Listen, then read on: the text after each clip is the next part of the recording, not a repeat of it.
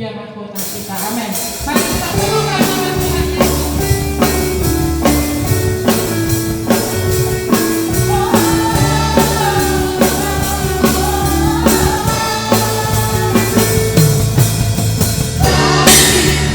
Sudah nama Yesus, maju nyatakan kuasanya. Kita buat iblis yang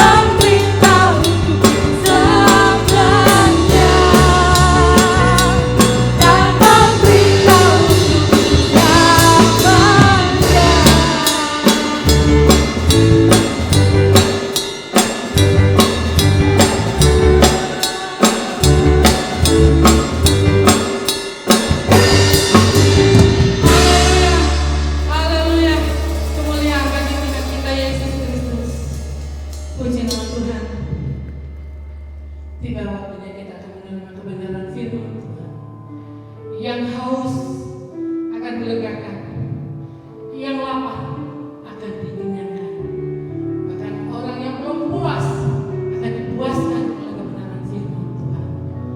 Untuk itu kami juga mengajak Bapak Ibu Saudara, sebelum kita menerima kebenaran firman Tuhan, kita akan memberikan berkat-berkat yang luar biasa yang Tuhan berikan kepada kita. Bagi Bapak Ibu yang siap untuk mempersembahkannya, boleh dikumpulkan melalui ketua-ketua kelompok yang sudah ditentukan, ataupun kalau ada siapa suku, persekutuan dan yang lain-lain, mungkin Bapak Ibu ingin mentransferkan, silakan transfer kepada bendahara yang Tuhan percayakan di tempat ini. Mari kita siapkan hati kita di hadapan Tuhan. Bapa, Engkau adalah Allahku yang luar biasa. Kasih-Mu sanggup memulihkan kami. Kasih-Mu sanggup mengobati setiap luka yang ada di dalam setiap hati kami.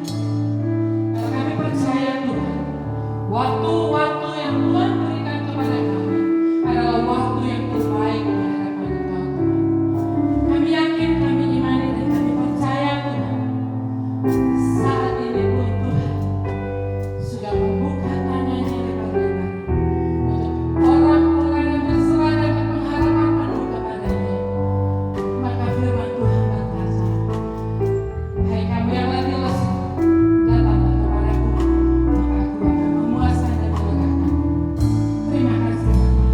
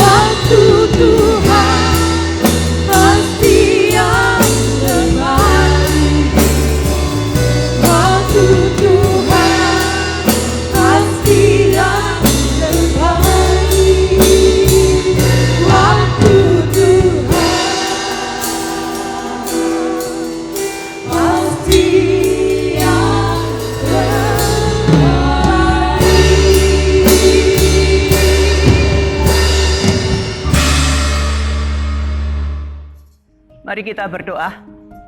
Bapa di surga, kami mengucapkan syukur, kami berterima kasih atas perkenanan Tuhan kalau kami bisa beribadah meskipun secara online.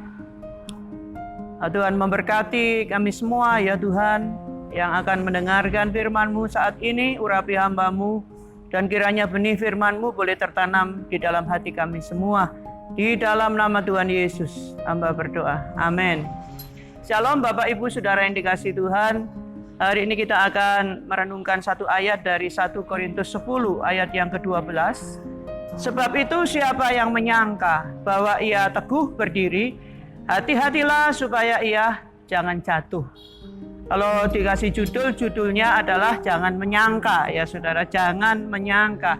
Jadi kita harus hati-hati dengan prasangka, perkiraan, penilaian, atau anggapan pribadi ya, sebab penilaian yang benar itu adalah penilaian Tuhan ya. Jadi penilaian pribadi seringkali nggak tepat ya, kurang tepat atau salah. Contohnya apa saudara-saudara? Yang tadi ayat kita baca, yang menyangka teguh berdiri harus hati-hati supaya jangan jatuh, karena yang merasa kuat itu ternyata berada di posisi yang berbahaya. Karena bisa sangat lengah ya, bisa sembrono, bisa tidak waspada. Contoh yang paling jelas itu adalah Petrus, saudara. Tuhan Yesus pernah berkata bahwa malam ini kamu semua akan tergoncang imanmu. Petrus mengatakan apa, saudara? Dalam Matius 26 ayat yang ke-33, Petrus menjawabnya, biarpun mereka semua tergoncang imannya karena engkau, aku sekali-kali tidak. Nah, ini jawabannya Petrus, menyangkal apa yang dikatakan oleh Tuhan Yesus Sang Guru. Dia merasa kuat, saudara-saudara. Dia merasa bahwa sekalipun teman-teman yang lain mungkin goyah, dia tidak akan. Nah, saudara, kita lihat bahwa ternyata buktinya adalah Petrus itu menyangkal bahwa dia mengenal Yesus sampai 3 kali. Ya. Jadi yang merasa kuat itu memang cenderung tidak berhati-hati. Tetapi yang merasa tidak berdaya itu pasti akan datang kepada Tuhan, minta pertolongan Tuhan. Ya, jadi jangan menyangka, ya, teguh berdiri. Yang kedua, saudara, yang menyangka memiliki atau mempunyai pengetahuan. Itu seringkali juga salah ya, saudara. Dalam 1 Korintus 8 ayat yang kedua, 1 Korintus 8 ayat yang kedua, jika ada seorang menyangka bahwa ia mempunyai sesuatu pengetahuan, maka ia belum juga mencapai pengetahuan sebagaimana yang harus dicapainya. Jadi yang menyangka sudah pandai, sudah pakarnya, itu sebenarnya belum sebagaimana yang seharusnya. Itu sebabnya dikatakan juga di dalam Roma pasal yang ke-12 ayat yang ke-16, hendaklah kamu sehati sepikir dalam hidupmu bersama. Janganlah kamu memikirkan perkara-perkara yang tinggi, tetapi arahkanlah dirimu kepada perkara-perkara yang sederhana. Janganlah menganggap dirimu pandai. Ya, jangan menganggap dirimu pandai, saudara-saudara. Karena begini, kalau merasa sudah tahu, itu akan cenderung menolak kalau diberitahu, ya saudara. Karena merasa sudah pintar. Kalau merasa sudah pintar, bisa berhenti belajar, bisa merasa puas diri, dan tidak bisa atau tidak mau meningkatkan kapasitasnya lagi. Padahal seharusnya kita tetap harus belajar ya, sekalipun sudah berusia yang banyak. Tetap kalau Tuhan masih memberi kesempatan kita hidup, itu berarti juga ada yang harus terus-menerus kita pelajari. Jadi jangan menyangka sudah memiliki pengetahuan, jangan menyangka sudah pandai. Itu yang kedua. Yang ketiga adalah yang menganggap dirinya benar. Tuhan Yesus pernah mengatakan suatu perumpamaan ya tentang orang Farisi dan pemungut cukai yang sama-sama pergi ke bait Allah untuk berdoa. Sebagai contoh untuk orang yang menganggap dirinya benar, yaitu orang Farisi tersebut. Meskipun sebenarnya permulaan doa dari orang Farisi, Bapak aku bersyukur ya. Orang Farisi ini kelihatannya mengucapkan syukur. Tetapi kemudian kita tahu bahwa dia itu merasa begitu bangga diri, saudara-saudara. Merasa dirinya benar. Ya tidak seperti yang lain. Aku bersyukur karena aku tidak seperti atau orang yang merampok, aku bukan orang lalim. Nah, saudara-saudara, dia kemudian membanggakan bahwa dia berpuasa 2 kali seminggu, dia memberikan persepuluhan, tidak seperti pemungut cukai. Ya, saudara, orang yang seperti ini menganggap dirinya benar itu akan merendahkan orang lain. Ya, dia merasa bahwa dia jauh lebih baik dari si pemungut cukai yang sama-sama datang berdoa di bait Allah. Nah, saudara tahu bahwa kemudian Tuhan Yesus menyatakan bahwa yang dibenarkan itu justru si pemungut cukai, bukan orang Farisi yang menganggap dirinya benar. Karena si pemungut cukai ternyata tidak berani menengadah. Dia tundukkan kepala dan dia memukul diri dan mengatakan, kasihanilah aku orang yang berdosa ini. Saudara, yang dibenarkan Tuhan adalah yang tidak merasa bahwa dirinya benar, tetapi yang sungguh-sungguh sadar siapakah dirinya, orang yang berdosa di hadapan Tuhan. Ya, jangan menganggap diri benar ya saudara, atau benar sendiri. Dan yang keempat, yang menganggap dirinya kecil atau rendah diri. Dalam 1 Samuel 15 ayat yang ke-17, sesudah itu berkatalah Samuel, bukankah engkau, walaupun engkau kecil pada pemandanganmu sendiri, telah menjadi kepala atas suku-suku Israel? Dan bukankah Tuhan telah mengurapi engkau menjadi raja atas Israel? Samuel berkata kepada Saul, ya, raja Israel.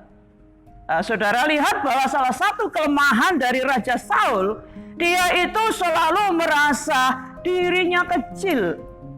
Jadi perasaan rendah diri ini tetap bisa menguasai seseorang walaupun orang tersebut sudah mencapai puncak karirnya, saudara-saudara. Sudah menjadi raja.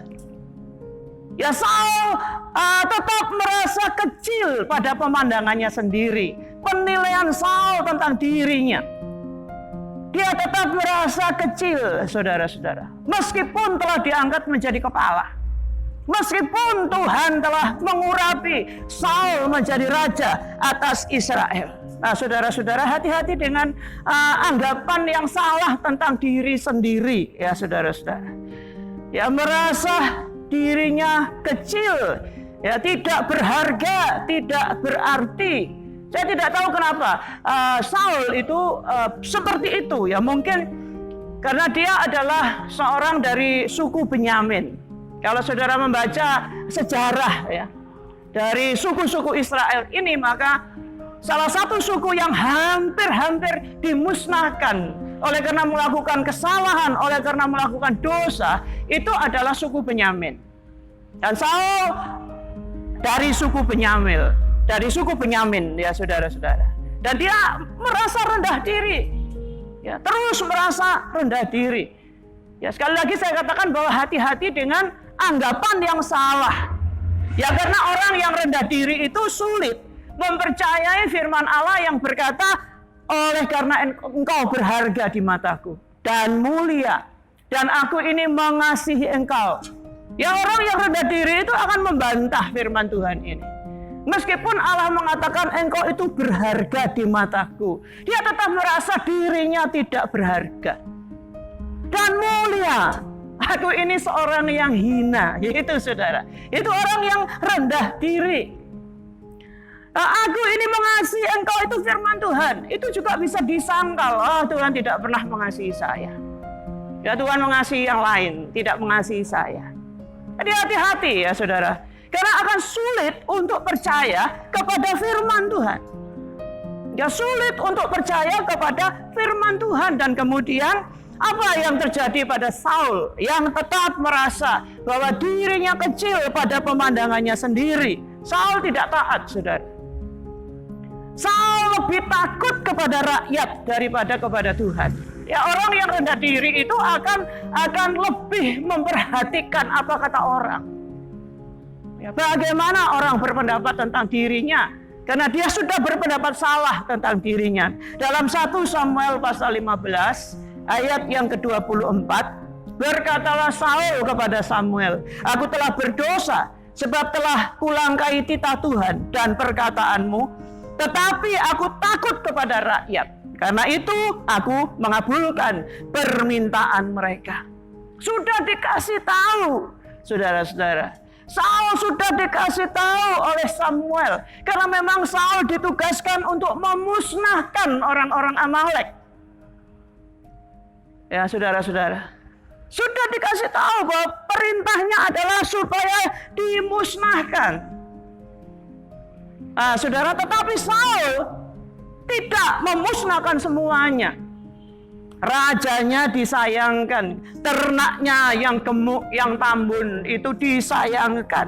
Oleh karena apa? Permintaan dari rakyat.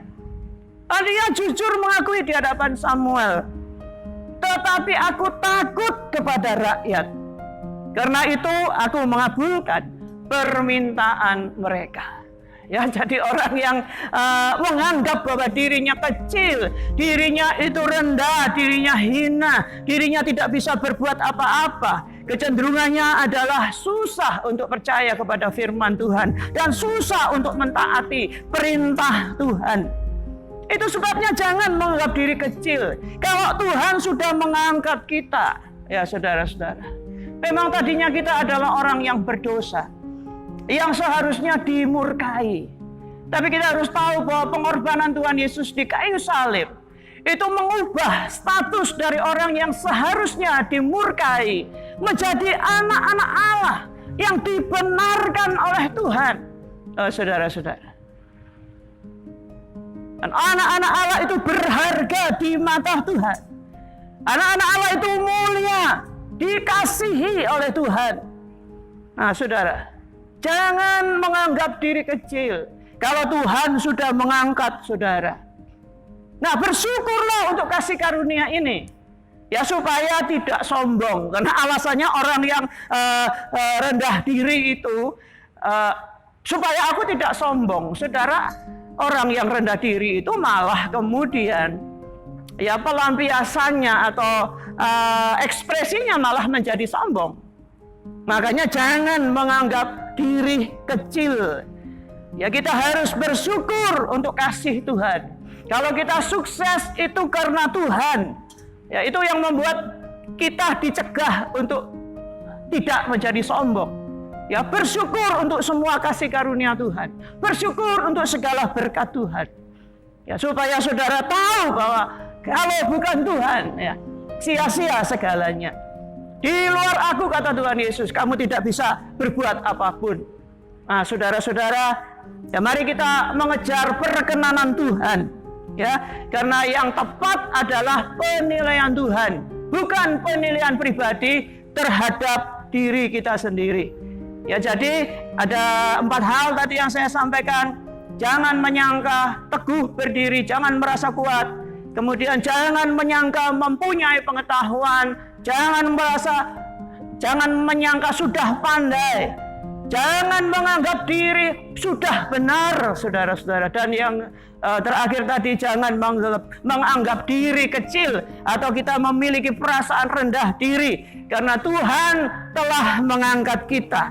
Ya, mari kita mengejar penilaian Tuhan. Ya, jangan kita sangat percaya akan penilaian kita terhadap diri kita sendiri. Ayat terakhir 2 Korintus pasal yang ke-10 ayat yang ke-18, sebab bukan orang yang memuji diri yang tahan uji, melainkan orang yang dipuji Tuhan.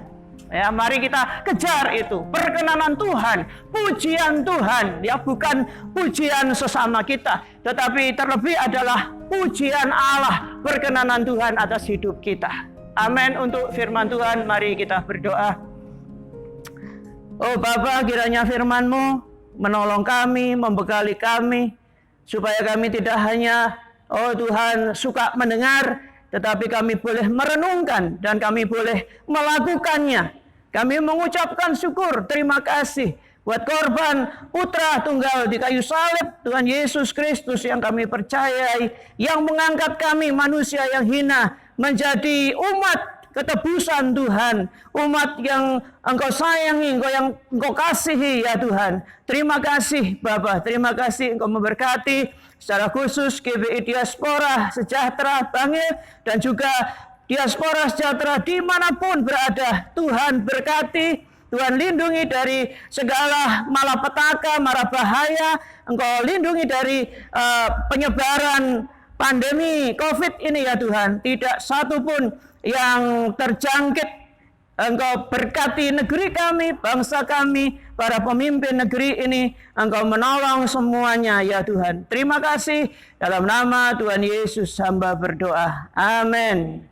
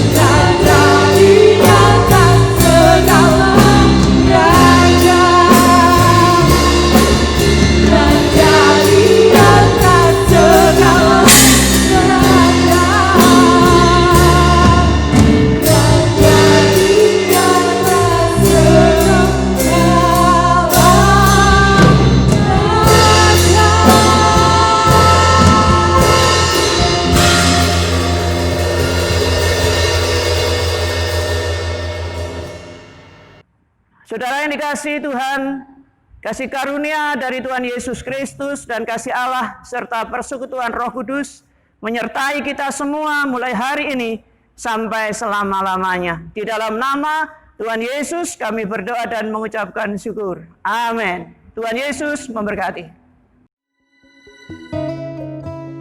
Bapak Ibu Saudara yang ingin memberikan persembahan kolekte, diakonia, perpuluhan, misi, maupun ucapan syukur, bisa memberikan persembahan dengan mengumpulkan ke ketua kelompoknya, atau juga bisa mengirimkan ke rekening kas bendahara gereja.